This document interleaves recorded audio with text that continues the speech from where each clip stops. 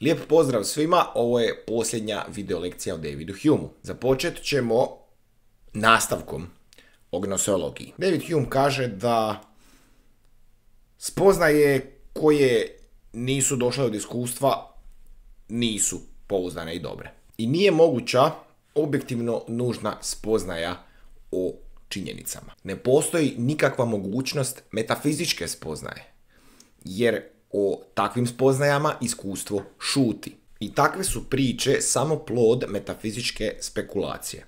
Zbog toga je David Hume na mjesto metafizike stavljao psihologizam, jer je duh ništa drugo nego svežanj različitih percepcija koje ne čine nikakvu duhovnu supstancu nego subjektivnu tvorevinu. Samim time razum je nedorastao i on nam ne može biti glavni vodič u životu.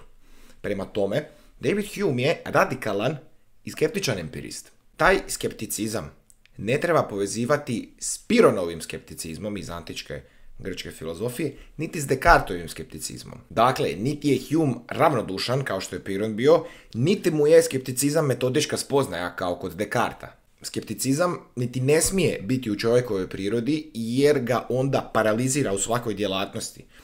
Hume je bio skeptičan samo po pitanju metafizičkih spoznaja. Glede etike, David Hume imao jedan ključan pojam, a to je suosjećanje. Sav se moral temelji zapravo na tome. Moral se zapravo sastoji od suosjećanja s drugima, a nemoral se sastoji od izostanka suosjećanja s drugima. Dakle, u svakoj situaciji, kad je netko drugi recimo u pitanju, možemo se pitati suosjećamo li s tom osobom. Kako bismo se mi osjećali da u sebi nosimo dijete koje nismo planirali i za koje nemamo sredstva odgajati ga? Kako bismo se osjećali u situaciji da je bolest došla u neku krajnju fazu i da je bol nepodnošljiva i da jednostavno želimo to privesti kraju? Etika koja se bazira na suosjećanju s drugim ljudima naziva se empiristička etika, jer uvijek uzimamo primjer drugih, empiriju drugih, iskustvo drugih da donosimo sudove. Samim time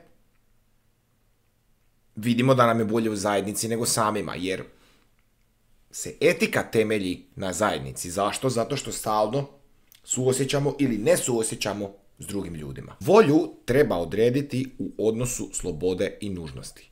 Nužnost je prelazak mišljenja s jednog predmeta na drugi. O postojanju drugog zaključujemo uz pomoć postojanja prvog. Zato što ako je drugo onakvo, prvo je ovakvo. Prvo uzrokuje drugo i samim time nužnost je bitna sastavnica uzročnosti. I onda kad nešto činimo, teško priznajemo da smo to učinili nužno jer mislimo da smo to učinili slobodno. I onda se sloboda i nužnost tu prikazuju kao suprotnosti.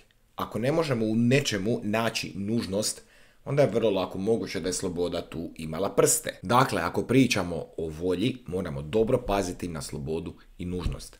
Ako želimo u nečemu dokazati nužnost, vrlo lako moguće da dokazujemo slobodu ili obratno. Toliko o Davidu Humeu.